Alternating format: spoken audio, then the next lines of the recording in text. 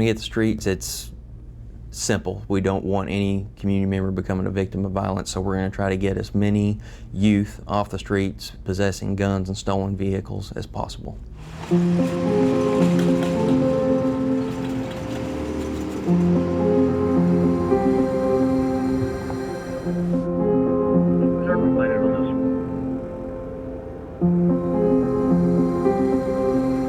That's part of the opening scene from a 30-minute online documentary about life on the front lines with members of Nashville's Juvenile Crime Task Force. As our News Channel 5 Investigates team discovered, the search for kids and guns takes officers into the city's most violent neighborhoods. You got any weapons on you? No. Mr. Taz, you got anything in the car we need to get out? Call their ship down here. Where? Call me David.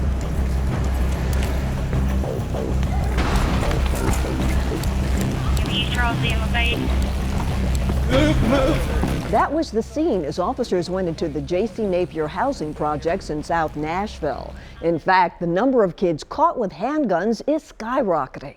Another big problem, kids stealing cars. What's up? Oh, no. Real, huh? Relax. Our cameras were also there as Metro Police took a repeat car thief into custody. He was booked into juvenile detention and get this, released just 3 hours later. Police say they believe that's why the number of kids stealing cars is also climbing. Some of the Mid-State's most violent repeat offenders are supposed to be under the supervision of the State Department of Children's Services. But Phil Williams discovered bad things are sometimes happening because no one's really watching. And you have some youth that just, no matter what happens, it seems like they're just going to commit crime. There's nothing that can be done. For days, Nashville's Juvenile Crime Task Force scoured the streets of Nashville looking for a violent repeat offender. 16-year-old Deontay Gooch Blacksmith was supposed to be under the supervision of the State Department of Children's Services, but DCS had lost him. We were afraid there would be another robbery or someone being injured in the commission of robbery or auto theft, something along those lines. So it was a very high priority to get him back again into the system before any one of our community members got hurt. You're gonna get caught, get out the car! This was Deontay Gooch Blacksmith caught on camera stealing a car back in 2017. Our investigation discovered that Gooch Blacksmith was just 13 when he was arrested for that auto theft. He was placed in DCS custody, but his record continued. At 15, aggravated robbery. He was ordered to remain under DCS supervision. Earlier this year, a theft charge out of Sumner County. He was put on DCS probation until 2020. In June, now age 16, arrested for aggravated robbery, accused of jumping into a woman's car with a handgun and robbing her. But DCS did not revoke his probation. In August, especially aggravated robbery, charged this time with shooting a man in the stomach at a truck stop off Trinity Lane during an attempted robbery. DCS put him on an ankle monitor while he awaited trial, but then Gooch Blacksmith stopped charging it and disappeared. Police worried what he might do next. It really places our community members in danger. And that, to us, is something we have, no tolerance for, because it's literally life and death. The 16-year-old was eventually taken into custody after officers spotted him driving a stolen car. Police say he refused to stop, forcing them to eventually deploy spike strips to deflate the car's tires. A week earlier, members of the task force arrested 17-year-old Reginald Williams Jr., another juvenile who was supposed to be supervised by the state. Williams was actually still wearing a working DCS ankle monitor when police say he went on a violent late-night crime spree that included the shooting and wounding of a female Lyft driver and the sexual assault of a second driver. This is past curfew, obviously, and there's no one reaching out to us telling us that, hey, this youth is out past their curfew. They're not in zones or areas where they're supposed to be. And police say DCS also never told them that Jeroy Green III had let his ankle monitor go dead for several weeks.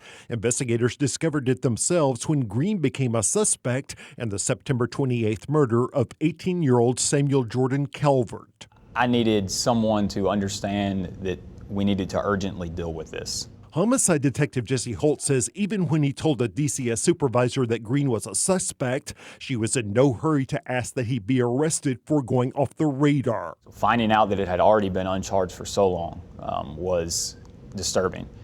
Finding out that it was uncharged the day of the homicide, disturbing. And then to continuously have to kind of urge them along to get this corrected was more than disturbing. Is it possible that Samuel Calvert would still be alive today if DCS had done its job? I think that the lack of continuous accountability that Joy Green probably felt emboldened him to be where he was. If he says it was disturbing to him, I know it was. DCS Commissioner Jennifer Nichols says she gets why when Green disappeared, the detective thought the DCS caseworker should have acted more urgently. I want you to think about the caseworkers. They're not law enforcement. They're not prosecutors. They do not sound the alarm, and they don't respond with a sense of urgency typically, as we would hear. Juvenile Court Administrator Kathy Simback also noted that Davidson County's own juvenile probation officers routinely ride with the task force. 16, 15. Making unannounced visits to search the rooms of high-risk offenders who are on probation, something that DCS doesn't do with even more dangerous offenders. Our local level offenders are getting these checks by the probation officers, by us at the police department. And they're not as dangerous. And they're generally not as considered at the threat level that the children in the Department of Children's Services supervision are. And they're not they are not receiving these types of checks. That's crazy. I absolutely think so. I think that's a big missing piece. You have to have the accountability. Nichols' staff recently told NewsChannel 5 Investigates that such unannounced home visits are just too difficult. Unannounced home visits are fine, but we should know they're not there by monitor alerts. But if you do an unannounced home visit, you may find the kid has a gun. Okay, so if you go in and search the house, I see what you're saying. It's not unusual for those probation officers to recover firearms, ammunition, firearm magazines, high quantities of narcotics, and loads of keys to stolen vehicles. Because he's on supervised probation, we do room searches, so it'll just be his room, his belongings. Okay. Yeah, is that okay? We had one recently where we found just a single bullet in that room. And now that child is still at home with increased supervision, didn't find a gun, but we think that child is hanging out with people who have guns, and we think there's a really high risk that that child is going to end up with a gun. So we are completely on top of that case. DCS would never find that little bullet. I am open 100% to considering those. While we were investigating, Commissioner Nichols, who took over the department this year, asked for the money to keep serious offenders on ankle monitors for 90 days after they are released from a facility instead of the current 30 days. And caseworkers were directed to alert police if a juvenile goes off the radar or if the electronic monitors show he or she is somewhere they shouldn't be. The policy for DCS now is that if a monitor goes dead, or if a youth is out after curfew, a couple of phone calls are made. You call the caregiver, you call the parent. If they're supposed to be in school and they're not in school, you call the school.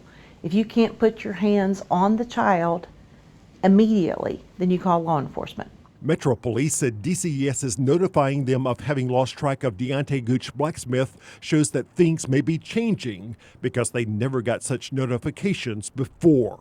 I would absolutely say that your knocking on someone's door or your questions have opened the minds at that agency to implementing new things and things that is going to make a difference in our communities.